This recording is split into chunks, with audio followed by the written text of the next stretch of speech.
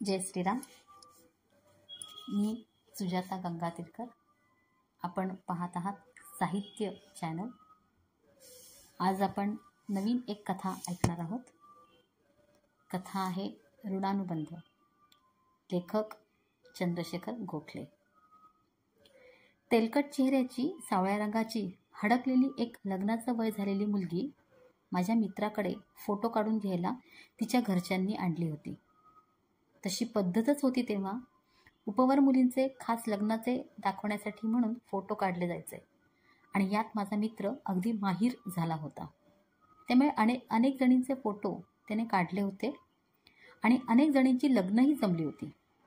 त्यामुळे त्याच्याकडे फोटो काढले तर मुलींचं लग्न लगेच जमतं असाही समज पसरला होता. अर्थात हा समज त्याच्या पथ्यावरच पडला होता.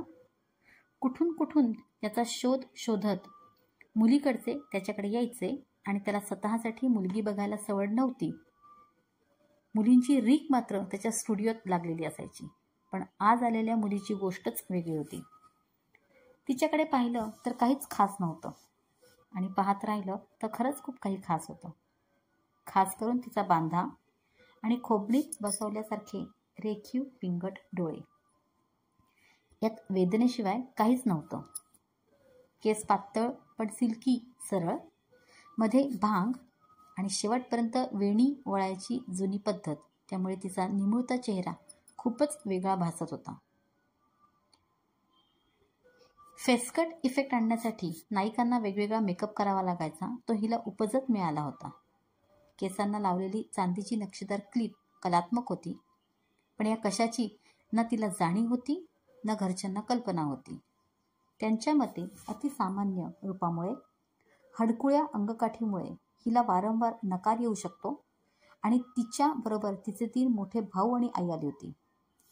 भाऊ सांगत होते, चाहे तो 100 रुपया ज्यादा ले लो पर इसे गोरा दिखाओ. हे सांगणारे स्वतः काळे मिचकूट होते, पण ते पुरुष होते. निव्वळ हिच्यामुळे त्यांचं लग्न अडत होतं.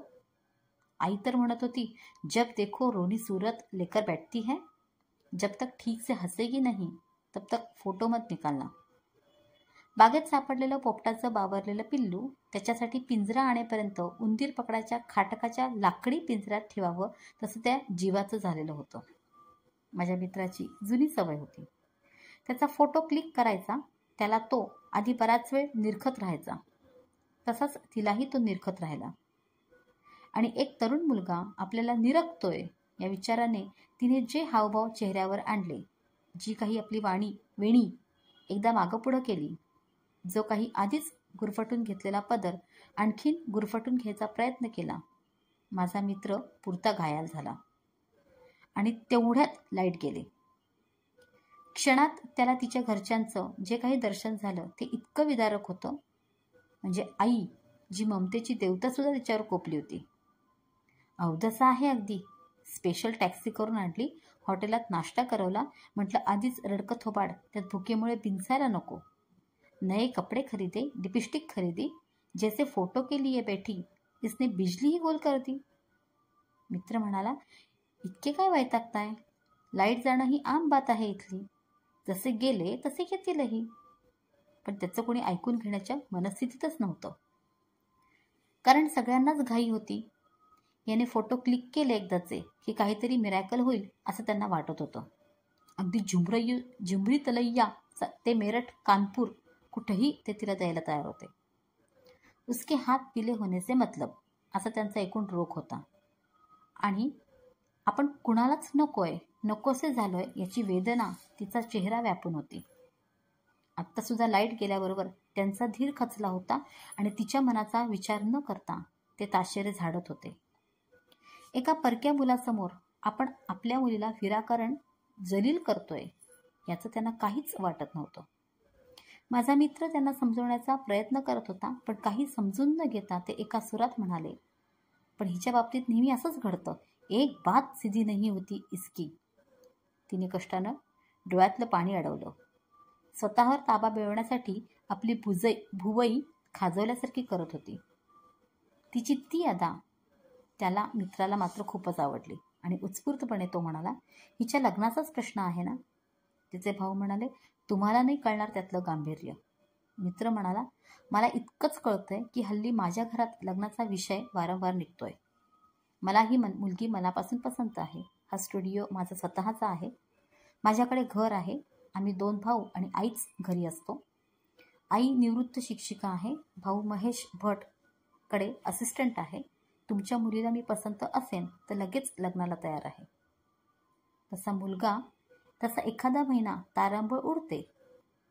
नाहीतर पोटापूर्व कमवायला लागलोय मी. एक चित्रपट बघण्याचं व्यसन सोडलं तर बाकी कसली पुरी आदत नाही मला. काय झालं कोण जाणे इतका वेळ.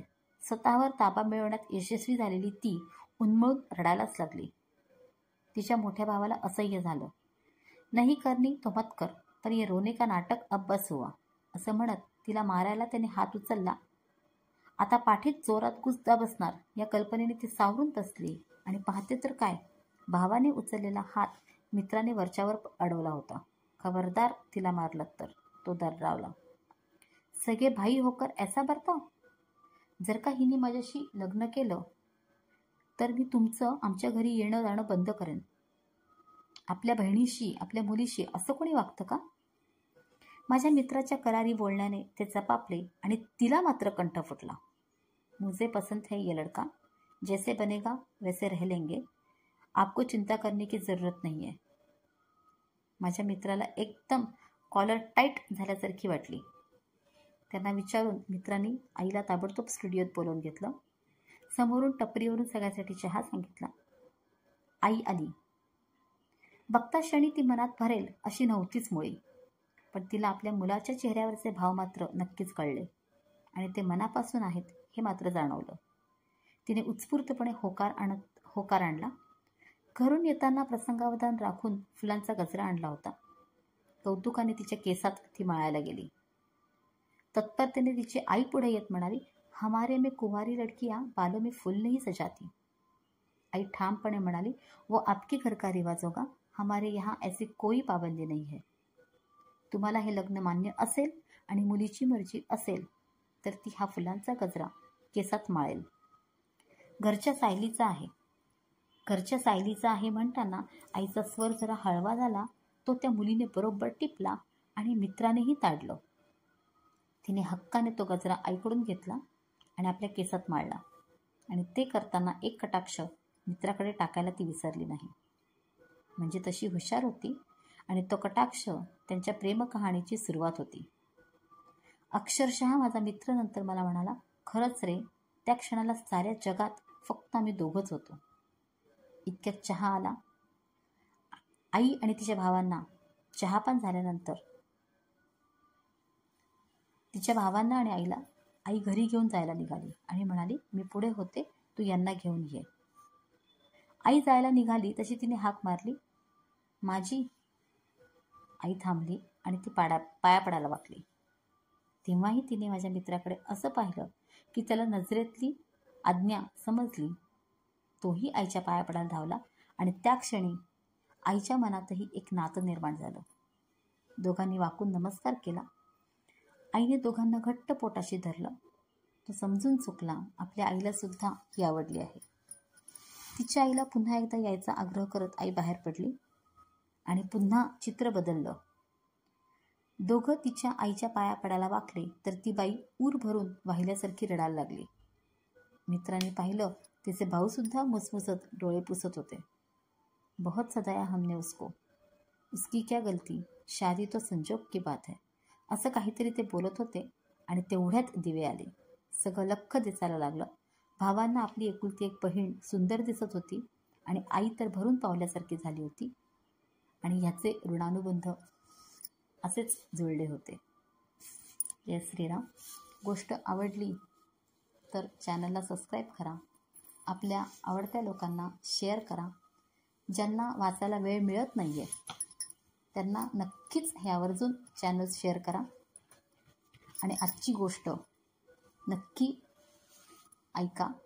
ऋणानुबंध, लेखक चंद्रशेखर गोखले.